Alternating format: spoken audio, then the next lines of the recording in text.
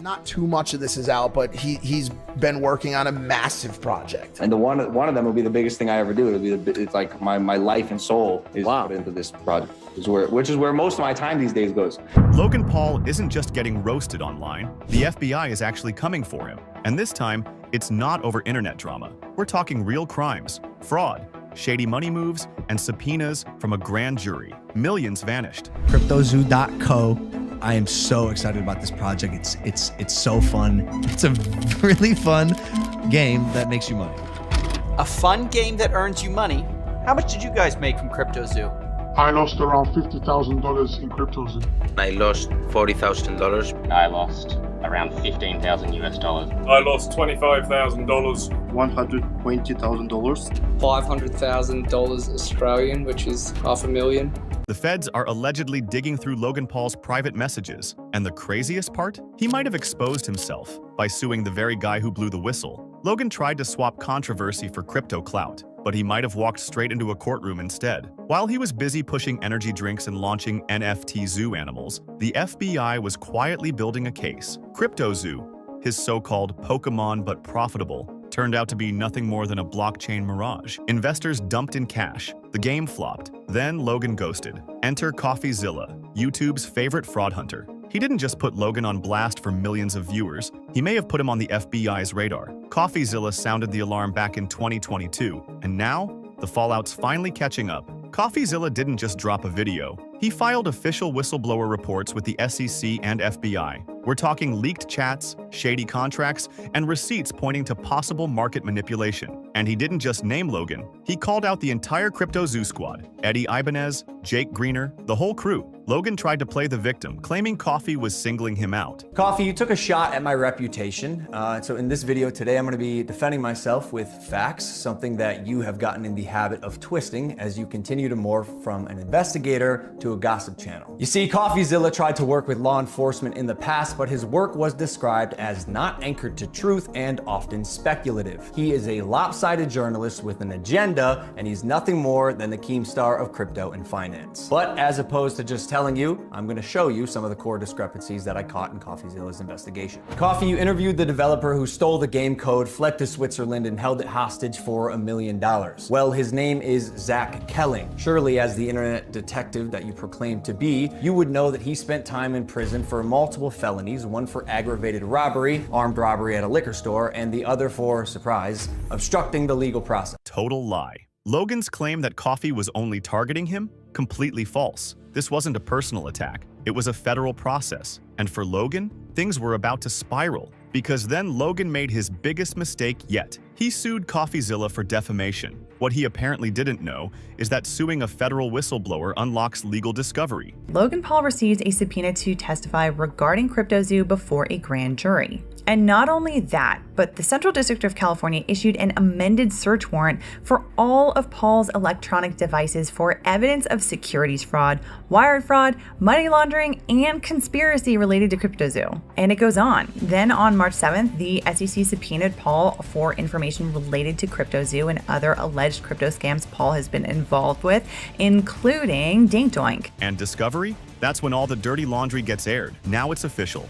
A grand jury subpoenaed Logan Paul. The SEC stepped in. And yes, federal agents searched his devices under warrant. The crypto clown show? It just turned into a criminal investigation. All of this? It started because Logan tried to shut up the one guy who'd already gone to the feds. It's like smashing a fire alarm while your house is literally on fire. And the irony? Logan's own lawsuit ended up confirming everything. Logan's legal team filed a motion, and the documents straight up confirmed the federal investigations. He lit the match and then handed over the gasoline. This isn't internet gossip. This isn't drama. It's all in the public record. Coffeezilla handed the SEC everything. Messages, emails, full-on receipts. Coffeezilla literally had confirmation from the SEC thanking him for the evidence. This isn't a YouTube beef. It's a paper trail leading straight to Logan Paul. Even though the SEC stepped away from Logan Paul's case, that didn't clear his name. They simply passed it off to the FBI. And now, federal agents are reportedly combing through his devices, searching for answers. Logan's team tried to paint that as a win. But let's be honest, calling that good news is like celebrating at halftime while you're still losing. It's not a victory.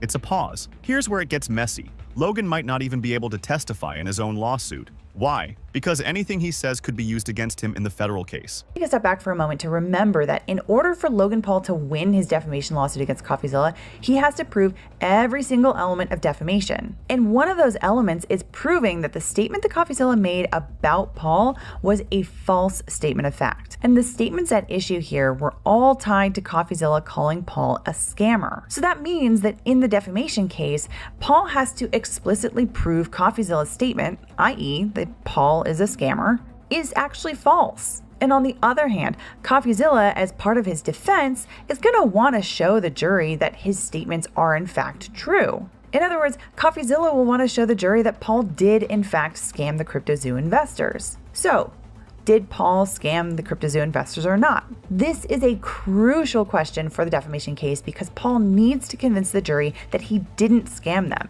But if he stays quiet and pleads the fifth, his entire lawsuit falls apart. He's trapped. No good move left. And his legal team? Their defense is that Coffeezilla only reported him for attention, not denying the facts, not clearing his name, just blaming the messenger. That's not a legal strategy. That's a comment from a 13-year-old on TikTok. Logan Paul isn't special to Coffeezilla. In fact, he says Coffeezilla has routinely provided whistleblower reports to the FBI and SEC in the hopes of stopping cryptocurrency scams.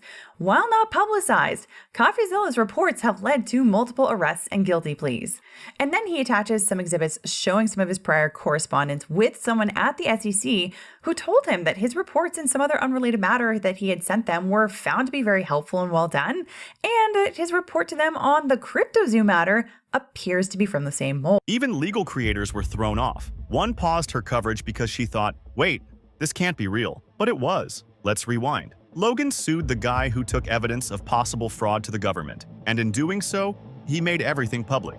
He turned what could have been a quiet case into a spotlight. He didn't silence the whistleblower, he gave him a microphone. If Logan had just stayed quiet, most of this might have stayed under the radar. Instead, he threw open the doors and handed over the keys. So what's the takeaway? Logan Paul isn't just dealing with bad headlines, he's dealing with real legal threats. The FBI is allegedly watching his every move, and the one who put him in this position might have been Logan himself. CryptoZoo may have started as a sketchy NFT project, but Logan turned it into a federal mess. This isn't cancel culture.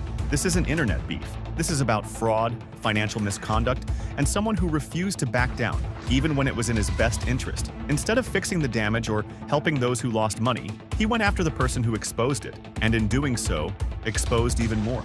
Because lawsuits don't hide scandals, they drag them into the light. Logan didn't get taken down by YouTube or Coffeezilla. He got taken down by his own ego. If you want more breakdowns like this, hit subscribe, because the next internet downfall, it's probably already happening, and you'll want to see it unfold. Coffeezilla is not a criminal. Oh, that's a relief. I thought Logan was going to hire me. But in all seriousness, this video does have some major admissions in it I want to go through. For one, Logan apologizes to me. I called him, I apologized. My initial response to his series was that of fire and ego.